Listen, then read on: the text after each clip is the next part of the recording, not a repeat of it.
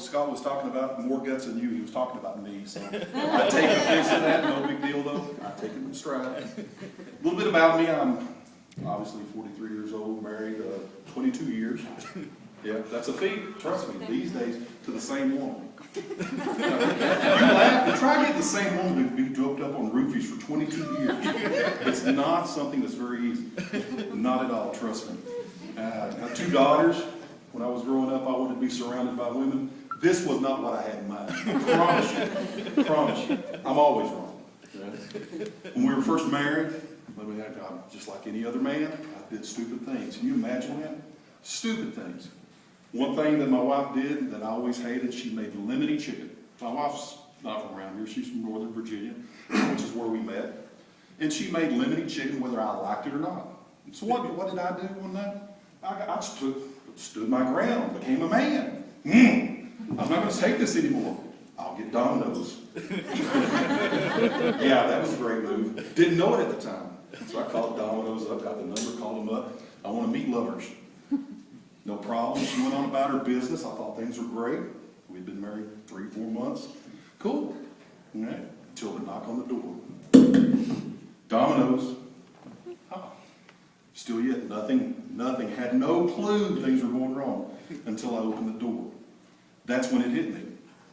A big pan in the back of the head. I swear to you, God was laughing at me that day saying, this is going to be great. Perfectly thrown, the big corner in the back of my big head.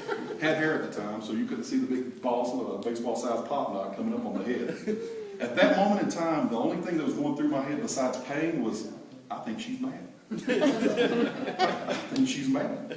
Until I turned back around to see what was going on, and she had that look. You know the look, ladies. The look all women give. That little mean look on it, okay? So I did what I should do, like any man should do. Put that pizza up, and I had lemony chicken that night. Some of the best chicken I've ever eaten, I promise you. Promise you. Do we have any bikers out here? Anybody ride bikes? I'm a biker. Love motorcycles. I see one. Yeah, I can see the look on your face. Yeah, you've got scum on your face, don't you, bro? Love riding bikes. But it's dangerous, let me tell you. I was in front of the state police post a couple of years ago in London, was knocked off my bike, true story. The only thing that was going through my mind as I was bouncing down the highway, my wife's behind me in that truck. She's thinking life insurance. That's exactly right. Hit that gas and go. But the one thing I wasn't banking on at the time, it wasn't going through my mind, my little girl, both my daughters were in there. My youngest started crying. Thank God, Caleb. She's thinking to herself, there's not enough money in that life insurance to get back there. Not enough at all. What was amazing, I went to the ER, the doctor, everybody, all my family's there waiting, wondering what's going on with him.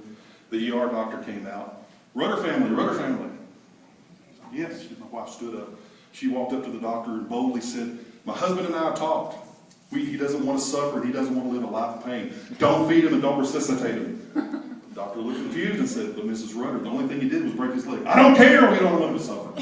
We want him to go peacefully. So I decided at that time I was going to do 2 things. Get a tattoo and have my last name tattooed on my chest. It says, do not let her kill me. Do not let her kill me.